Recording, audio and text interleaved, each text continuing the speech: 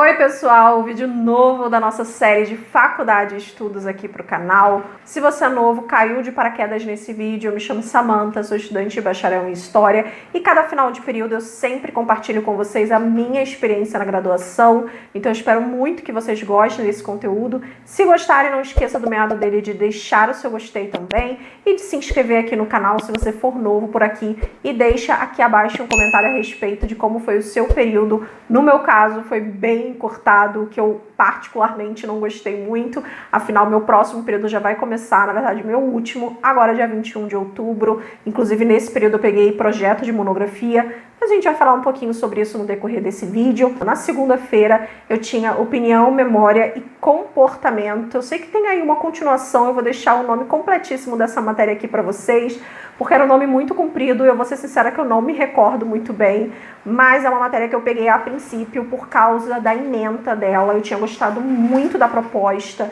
eu achei a princípio muito interessante o que o professor ia trazer e abordar, porque seria basicamente a questão do comportamento autoritário dentro da política e dentro da sociedade, e principalmente essa questão que hoje em dia a gente tem muito dentro até mesmo das redes sociais, de é a minha opinião, é o que eu penso, é o que eu acho, e esse eu achar e pensar acabar ofendendo ao outro. É uma matéria que a princípio eu tinha muito interesse relacionado a isso, além obviamente de ter essa conversa entre a literatura e a história, trazendo uma obra teatral chamada O Rinoceronte, que eu achei bem curioso, bem interessante. Eu nunca li obras de estrutura teatral. Gente, tá chovendo muito agora, então eu espero que não interfira no som pra vocês, se vocês ouvirem barulho de chuva, porque tá chovendo bastante. E tudo isso foi me chamando muito a atenção nessa matéria em questão, porém ela acabou se perdendo um pouquinho no interesse pessoal pra mim, como pessoa, principalmente na última avaliação, ao qual o professor, para mim, não fez o trabalho que geralmente um professor faz ao fazer a correção de um trabalho. Você vai corrigir um trabalho, você tem que pontuar para essa pessoa, que no meu caso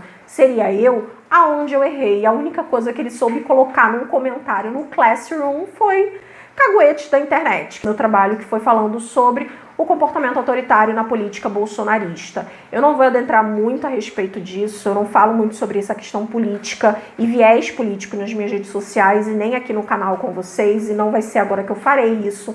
Porém, estou dizendo para vocês e mencionando qual foi o título do meu trabalho final, até porque o professor trabalhou essa questão do comportamento. Inclusive, eu utilizei o livro base para o meu trabalho, para fermentar as minhas falas, o trabalho da Lilian Schweizan, que aliás está incrível. Eu vou deixar o link aqui de direcionamento da Amazon, do meu link de associado, caso vocês queiram comprar esse livro ou qualquer outro, utilizem o meu link da Amazon. A contribuição é feita através de uma comissão que eu recebo em cima da sua compra, porém você não paga nada mais por isso. Mas no final o professor simplesmente fez esse pequeno e breve comentário, mas não me disse quais foram esses caguetes que, segundo ele, eu utilizei nesse meu trabalho final. E aí, por isso, acho que o brilho um pouquinho da matéria em si já estava meio que perdida para mim, realmente se sentenciou com esse comentário muito vago da parte dele. E aí, na quarta-feira, eu tinha aula de teoria da história, que era uma matéria que eu já tinha feito anteriormente, que para mim custou muito, porque quem assistiu meu vídeo sobre as matérias da UF vai lembrar que eu falei que teoria é o meu calcanhar de Aquiles, então é uma matéria que eu tenho uma certa dificuldade e foi um pouquinho difícil para mim, mas não deixou de ser riquíssimo, não deixou de ser interessante. Os trabalhos propostos pela professora foram bem bacanas, foi um podcast e foi um trabalho escrito. Achei muito boa, embora eu ainda não tenha aquele olhar maravilhoso e direcionado para a teoria da história. Na quinta-feira eu tinha aula de literatura, história e literatura, na verdade, e eu peguei essa matéria justamente por essa questão de querer ter e ver esse diálogo da literatura com a história, de como historiadora eu posso utilizar a literatura, porque eu sempre achei bem interessante essa questão de, dentro, por exemplo, do ensino médio ou do ensino fundamental, utilizar a literatura como forma de ensino da história, sabe? Eu peguei essa matéria justamente por causa disso e eu achei incrível a forma como a professora propôs, o clube do livro que a gente fez, de debater o livro Alejo Carpentier, que foi um livro muito interessante, ao qual ele trabalha a questão do realismo mágico, que eu já tinha tido contato anteriormente por causa da Isabel Allende, que é uma autora que eu li pela primeira vez em 2017, e ela também trabalha, e ela também é uma referência nessa questão do real maravilhoso e do realismo mágico.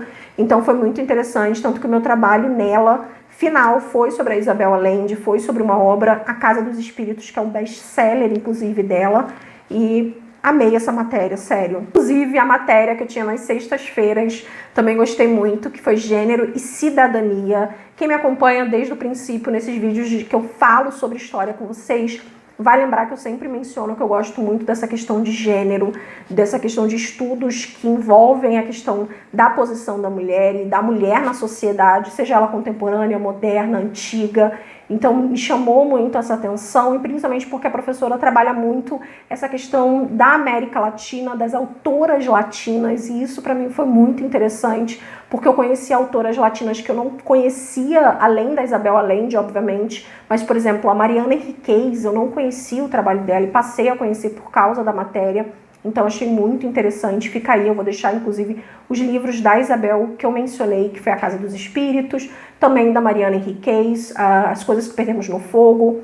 Então assim, sério, duas autoras incríveis e maravilhosas, latinas, uma argentina e a outra chilena, então vale muito a pena conhecer o trabalho delas. Projeto de monografia, né? O projeto de monografia que eu tinha e que eu tive nesse período que passou foi muito desafiador para mim, porque eu mudei tudo pro dia. Eu tive um insight de noite, de madrugada, porque eu não estava me encontrando no que o professor havia me proposto, porque eu não tinha nada, eu não tinha uma base, eu não tinha o que eu queria realmente desenvolver. Então uma dica que eu dou para vocês é, quando vocês entrarem na graduação, pelo menos no segundo, pro terceiro, já começa a estruturar a tua monografia, o que você quer desenvolver, começa já a pesquisar, começa já a escrever, que não é o caso da titia aqui, que ainda não escreveu uma vírgula, só realmente fez a estrutura do projeto. Preciso ainda desenvolver, com base na bibliografia que eu fiz de levantamento, para essa temática que eu vou desenvolver, que tem a ver com a história da educação, com ênfase em ensino de língua estrangeira.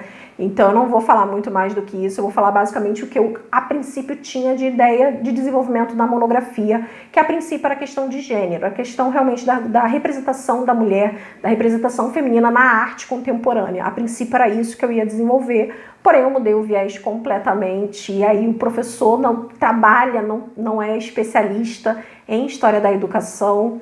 E aí foi muito difícil, mas ele aceitou o desafio e vamos ver exatamente o que a gente pode desenvolver, o que eu posso te ajudar. Foi me dando vários toques, me dando várias correções que eu deveria fazer no meu projeto para realmente justificar o meu bacharelado.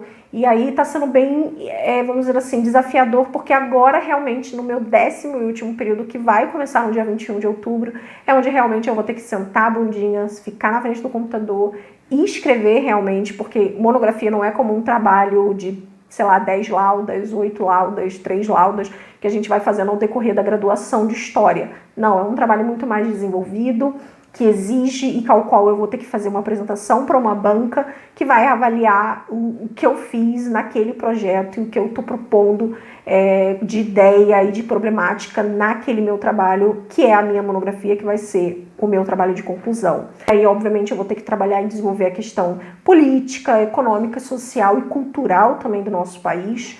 Então, está sendo um desafio enorme. E ainda não escolhi quem vai me orientar. Não sei se eu mantenho o mesmo orientador ou se eu busco aí um orientador específico da área de História da Educação no último período, e obviamente que eu venho compartilhar com vocês toda essa experiência da monografia, da conclusão e obviamente desse encerramento final ao qual um ciclo se encerra.